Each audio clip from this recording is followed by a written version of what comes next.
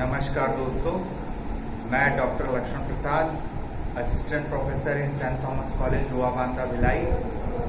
आज मैं आपके सामने रेजिडेंशियल स्टेटस में इनकम कब चार्ज की जाती है उसके बारे में बात करना चाह रहा हूँ। जैसा कि प्रीवियस वीडियो में मैंने बताया आप लोगों को कि रेजिडेंशियल स्टेटस 3 टाइप की है: ordinary resident, not ordinary resident और नॉन रेसिडेंट।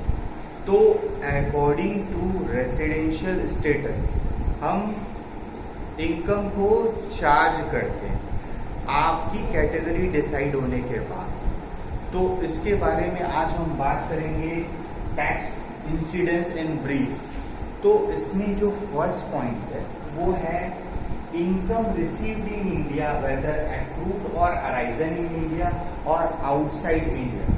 अगर कोई भी इनकम इंडिया में रिसीव होती है और जनरेट होती है तो उस कंडीशन में तीनों स्थिति में आपकी जो इनकम है वो चार्जेबल होगी, रेसिडेंस, नॉट ऑर्डिनरी रेसिडेंट और नॉन रेसिडेंट में भी। Whereas when we talk about second point, income deemed to be accrued in India, whether accrued or arising in India or outside India, so see in this point also income charge in resident, not ordinary resident and non-resident.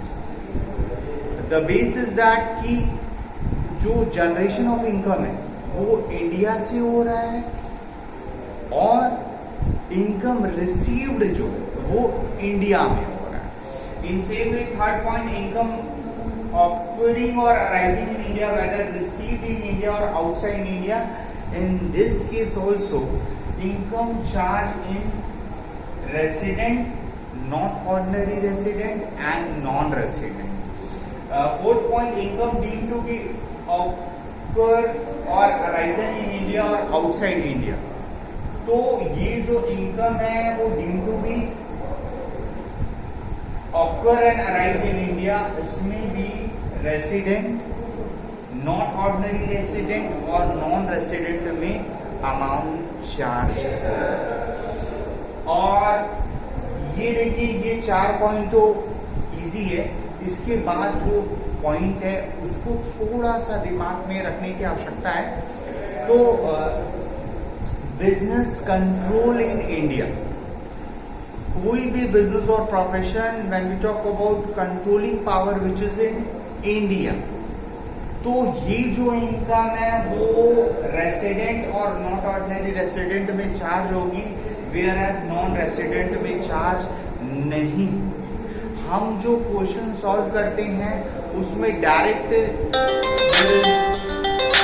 No information की India में, वहां पे आपको लखनऊ, दिल्ली या फिर ऐसा option हो सकता है। तो आपको डायरेक्ट नहीं बताएगा, वो आपको दिल्ली, लखनऊ, कोलकाता जो प्लेसेस ऑलरेडी इंडिया में ही हैं, ठीक है।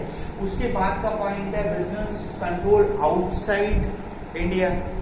अब कंट्रोल इंडिया से हो रहा है तो 2 में आ रहा है, वेयर एज आउटसाइड से कंट्रोल हो रहा है तो वो सिर्फ चार्ज होगा ओनली रेसिडेंट में, नॉट रेसिडेंट और नॉन रेसिडेंट में वो अमाउंट नहीं चार्ज किया जाएगा।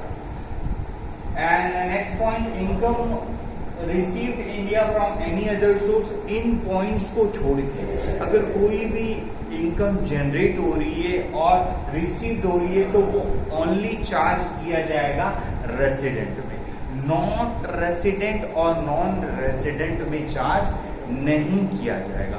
और लास्ट पॉइंट है, income accrued India in earlier year but later on remitted to India during the previous year.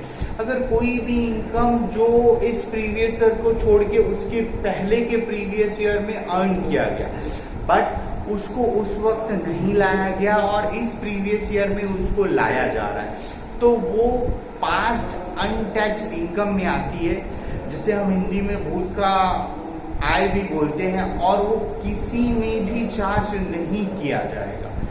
तो यही ऐसा एक पॉइंट है जो रेसिडेंट में नहीं आता है और नॉट ऑर्डिनरी रेसिडेंट में भी नहीं आता है, नॉन रेसिडेंट में भी नहीं आता है, लेकिन सिर्फ रेसिडेंट के लिए ये बहुत इंपॉर्टेंट है कि ये एक ही ऐसा पॉइंट है जो रेसिडेंट में भी चार्ज नहीं किया जाता है। अदरवाइज आप इनकम इंडिया में अर्न कर रहे हो, आउटसाइड अर्न कर रहे हो, रेसिडेंट में वो चार्ज होगा ही।